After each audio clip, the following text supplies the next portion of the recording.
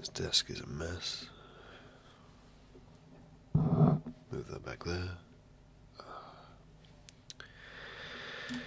And attempt to, say something about the world at hand.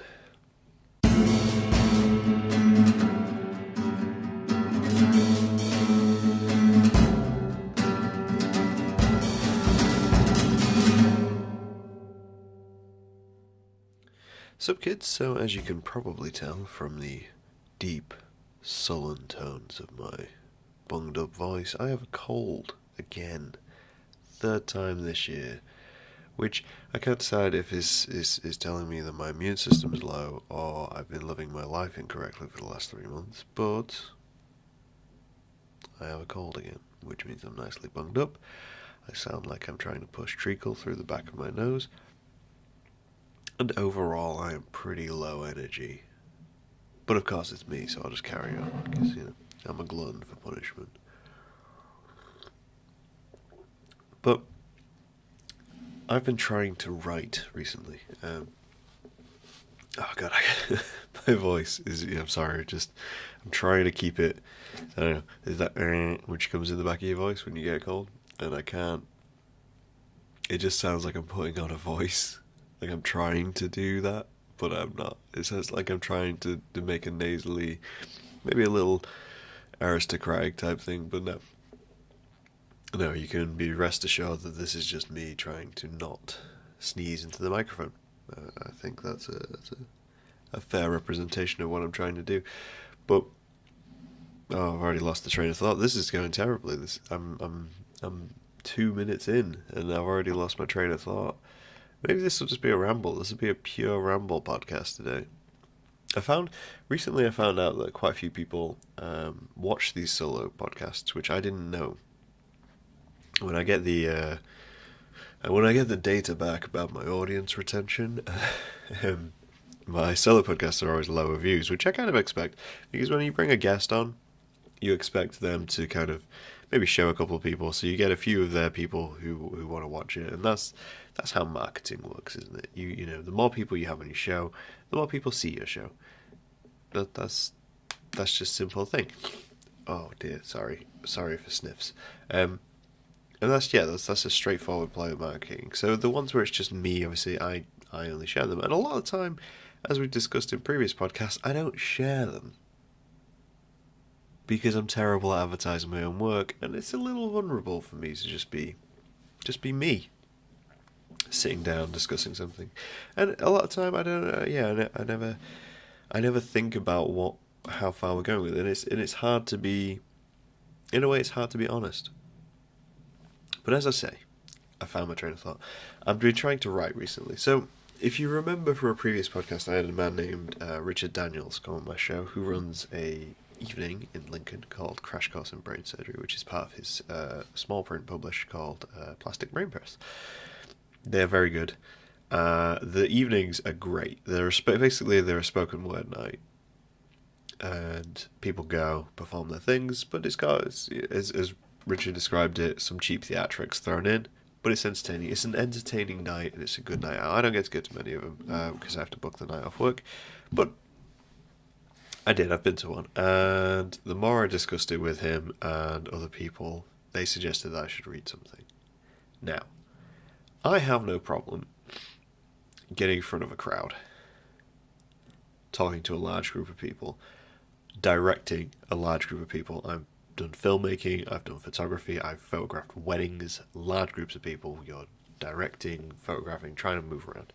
So that doesn't bother me. I can get up and make a speech, no problem. That is done. I have a subject I can make a speech on. But when it comes to poetry and spoken word, apparently I just have a mental block. I mean, I had respect for poets and people who can get up and perform anyway, but in the last 2 weeks or so, my respect has just grown exponentially, because for the first times I am finding frustration with creation, and I am hating it. And I'm going to carry on with it. I'm going to try and do something, because it's just, it's something which I hate not having something creative, which I can't even do a little bit. So I'm trying to write these things, and I'm trying to write spoken word and poems. Bear in mind as well, I don't know anything about poetry. I'm not a poet. I'm not a writer. He says, knowing that he's going to have to plug a book. Oh, sorry, there's cables on me. You can just hear it. Can you hear that? Yeah, that's a rumble. Yeah, knowing that I've got to plug a book, which I'd like you guys to buy during the summer. But I'm not a writer. There's something interesting when I had my interview recently with Melody Clark and Sarah Hughes, where we were discussing the vulnerability of performance. And that, again, is something quite hard for me to do. And I think we were discussing that it's quite a male thing of having vulnerable male performance. I know personally I do it. I know a lot of honest, more open men as well, though, so it's kind of hard for me to see that at times. But the more I think about it, the more it's true that I'm very vulnerable in visual things. So in my Facebook memories today, there is an image. I'll put a link in the description if you're curious. But there's an image which is called "Don't Catch Me," and it is an image of a person falling through the sky, and there's a hand trying to grasp at them, but they're just letting themselves fall. And that image I created about a year ago. Was it a year ago? Maybe just over a year ago. But I created it, and it was a really personal piece for me, and I had no qualms about putting it up and displaying it and saying, look at this, this is something which I'm going through. It is a reaction to events within my life, and I had no issue with that, because it was just a piece, and everyone would look at the piece, and they would say, you know, here's the concept, and there's a concept behind this image in the illustration, and I have no problem with that. And the same with films and scripts and short stories. That's incredibly easy to be honest in, because they're not looking at you, they're looking at the work you've created. And that's really been playing in my head recently, of how to be honest within work, because I'm very good at maintaining this, so to speak. And these podcasts are a little break in my everyday. I'm quite a calm person. I'm quite a direct person, and I like to be honest with people, because life's easier if you are, and that can lead to situations where you have to upset someone, and that's not something I enjoy doing. But I'd rather be honest with someone, and both of us to be happier because of honesty, than just lie. But where was I going with this? I'm completely going. But yeah, so you're left in this little limbo of where you can put your honesty. So when I came to write poetry and performance work, there was something incredibly hard about it, because not only am I writing something which is trying to be sincere, because I wouldn't want to write something insincere, there's a part of me which goes, I'm going to have to perform this. I'm going to have a room of people who are looking at me, knowing that everything I'm saying is in some way a reaction to my sorry, I am completely distracted. Okay, so brief interlude to my honest confessions. There is a couple walking down the street outside my house, and the young lady was wearing glasses, and all of a sudden the lens in her glass just jumped out onto the ground. Either that or there was a bug which just jumped inside of her glasses, and she has just launched her glasses across the street. And now I'm wondering whether they were real glasses or whether she was wearing them as a fashion statement. But they're both looking for something on the floor. I'm very confused. This is a strange situation. Oh no, they're tracking back. I get the feeling there was a bug inside her glasses, because she's doing a lot of shaking as though she's trying to get something off her. The man is... oh no, he's looking around on the floor as well. They've lost something else. They found something. They've picked something up. He has 2 cans of Carlsberg in his hand. She's removed the glasses completely. I don't know what's going on. I'm completely lost. Back to the point.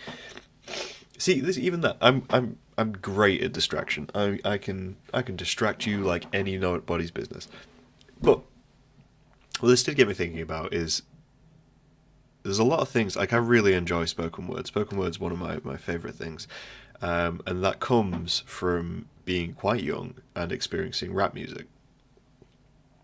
And my enjoyment of that has continued into my adult life. I went to see my friend Jack in Edinburgh, and we went to Fringe Festival, and we went to see a spoken word performance from Sage Francis and b-dolan, and it was fantastic. And they are two of my favourite artists, and I love their work. Like there's something about Sage Francis's work which really, really gets inside of me.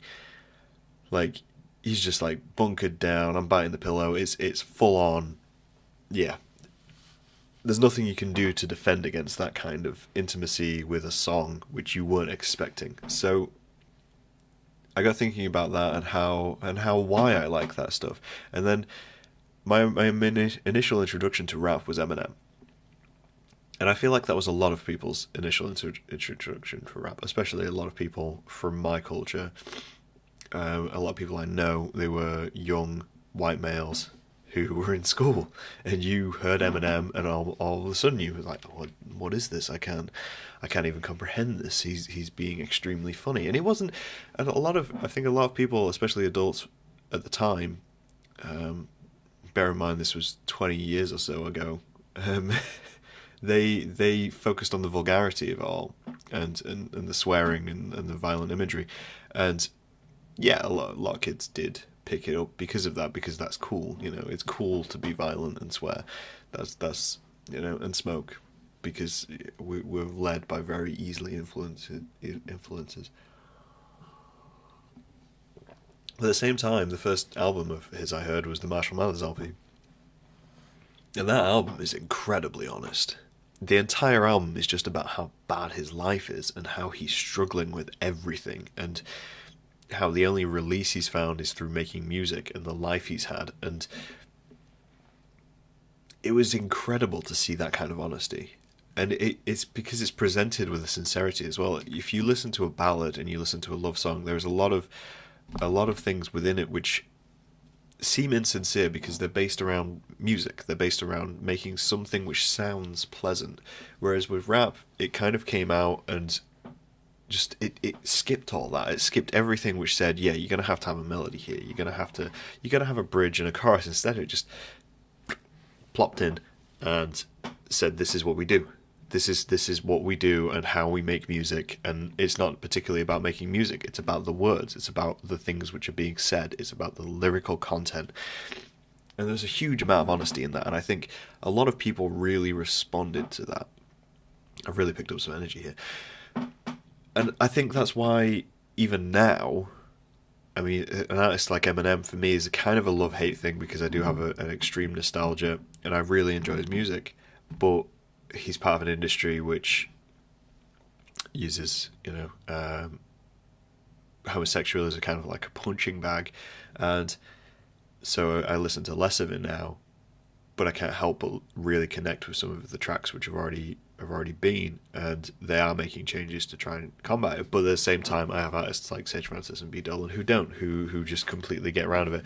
I was watching a video recently on YouTube, because that's where you watch videos. I don't know, everyone says I recently watched this on YouTube, and you're thinking, well, where else would you have watched it? Like, YouTube is the video hosting platform. That's the history of what's going on. Who made this? I'm just quickly searching for this video right now. Apologies for the brief interview. Okay, so there's a YouTube channel called Hip Hop DX, with a rapper who I really can't remember his name. Oh dear. Either way, the video is called "Does Gay Rap Have a Right to Exist?" And so there's people within the rap industry who are really broaching the subject, and I think that's fantastic. And a lot of artists like that I gravitate towards, because again, it's honesty. It's it's indicative of looking at a problem and saying, this is the situation. I mean, there's got videos as well called "Does Hip Hop Have a Right to Exist?" and why hip hop hates Will Smith, and is emo rap a thing? there's there's a conversation going on, but that's why I think people like rap, and I think that's why people really respond to artists like Eminem, who through their career have tried to be quite honest about their views, even though you don't agree with a lot of their views or some of their views. They're very honest about it. They're very very straightforward with it. So when I was approaching spoken word and when I was approaching poetry, obviously there's part of me which wants to be a rapper. And I know, you look at me and you don't think rapper. You look at me and you think, I haven't got any change. Why is this man standing near me? And that's fine. And I don't want to try and create something which is rap because I'm very aware that I'm not a rapper. So again, there's another barrier which I've already put in my way and said, yeah, you know what? This is going to be a challenge. This is going to be something which I might not be able to do particularly well. Fully expecting to be booed off stage for the first poem which I read. But yeah, I think finding a space where you can be honest within your work is quite difficult. And I have, as I say, newfound respect for people who do it through poetry and performance, because you're putting yourself as that target. I never had a problem doing that with my work, but then all my work is third party. That's the only way I can think to describe it. Is everything I create is created as an object. It's created as a target for someone else to look at, and I will take any reaction and I will take any interaction you want to discuss about that work, because you're not discussing me. You're discussing the work. Even if you are attacking me, you're doing it as a reaction to the work. I didn't do anything. There's a part of me which is a bit of a troll, and I can't help it. And I think that's true of art. We'll sidetrack again. I think it's true of art that every artist is a little bit of a troll, and I don't mean like an internet troll who's doing it for mean-spirited reasons. I mean someone who tries to get a rise out of somebody. I mean, where you're sitting there and you're thinking, you know what, this work needs to be reaction. It needs to be someone coming along and saying, hey, think about this. And then if you made a good piece of work, someone will think about this. It will either secure, divert, or maybe just wobble their view of the world for a brief second. And that's a lot of what art is, and that's what a lot of what I try and put into art. And that's the basis of art, and that's the basis of trolling. The basis of trolling is to take someone who is in a very comfortable situation and wobble that situation, and just go, ooh, you're standing on a chair. Well, if I just come along and wobble that chair, you'll think, is it all right if I'm standing on this chair? Is it okay if I'm doing this? And that's fine. And it might be okay if you be doing this, but you need someone every so often just to wobble the chair. I don't know if that makes sense. I found I've been making a lot of random metaphors today. I think it's the cold. I think my brain is falling away like damp clay, and gradually I'm pulling metaphors from anywhere. But I realize some of you may be curious of what I'm writing about, which again, it poses another problem. I was having a discussion with a friend recently, a couple of friends actually, about things being too obvious within work. I recently interviewed Jam Baker, who is a poet, and her podcast will be up next week if you are interested in that. And it was with her and then a couple of friends, Chloe Chuck, who's a great poet again, and Charlotte Greenlee, once again. I just know these fantastic poets, and I just sit at the back and watch these fantastic poets and think, God damn, I can't write poetry, because they just blow me away. And it was about this discussion that a lot of what I do, I try to subvert what I would think is obvious, and I worry that work is obvious. Like, And that's why I put a lot of a lot of time and effort into concept to make it non-obvious. There's things which I throw into work just because I've looked at a piece of work of mine and said, you know what, this is all too obvious. Anyone could think of this. Anyone could do this. No, that's not particularly true. I vividly remember having a conversation with a good friend of mine in a cinema where we were watching a car trailer. You know, the usual overdramatic car trailer with some sort of grayscale driving through a cinematic landscape somewhere in San Diego. And we got on about amputees and prosthetic limbs, and I suggested that in the future, car manufacturers will make prosthetic limbs. And she looked at me and couldn't decide how I'd come to that conclusion. And I thought it was obvious. I couldn't see how someone couldn't jump to that conclusion, because car manufacturers are massive manufacturing plants with a ability to make high skilled, very specific parts. They're also able to do things to a very minute level of detail and put together intricate mechanisms quite easily. So it only makes sense that eventually they start manufacturing parts for people who are missing limbs. And I jumped to that. I didn't even think about it. That was obvious. It was an obvious linkage. I was watching this film. I was like, car manufacturers, amputees. Yeah, it's a morbid circle of life. You're in a car accident, you lose a leg, the car manufacturer creates you a new leg. That's, and I thought that was obvious. And my friend just said, I sometimes forget how your brain works. And I thought that was a huge compliment. But the problem with that is because I see that, and I think this is really obvious. I've come to this conclusion very quickly. Everyone will see that, and therefore when they look at my work isn't worth anything because I'm saying something which anybody could see. And I like my work to say something which people don't necessarily see, but it'll just shake up their world a little bit.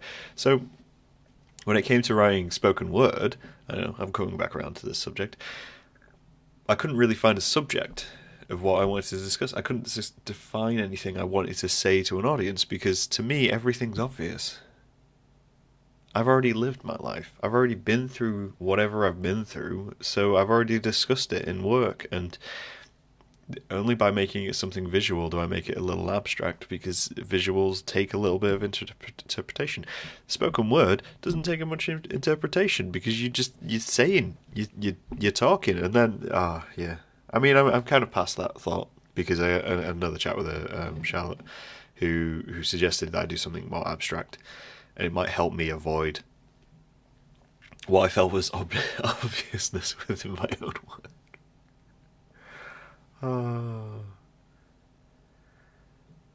I don't think I should ever make spoken word work. And I should put to bed my dreams of wanting to be a rapper, because that's just not going to happen. But I wonder if other people have these issues, and I wonder if people have an affinity for music which is a bit more honest. And I think we need more artists who are honest and just willing to take on subjects which they feel are important. But who knows? You never know. Within a couple of weeks or so, I might be posting a video of me performing spoken word. And you can all see how terrible that is. Thanks for listening. I want to go get a lem sip and try and clear this cold up, and I will talk to you guys later. Bye.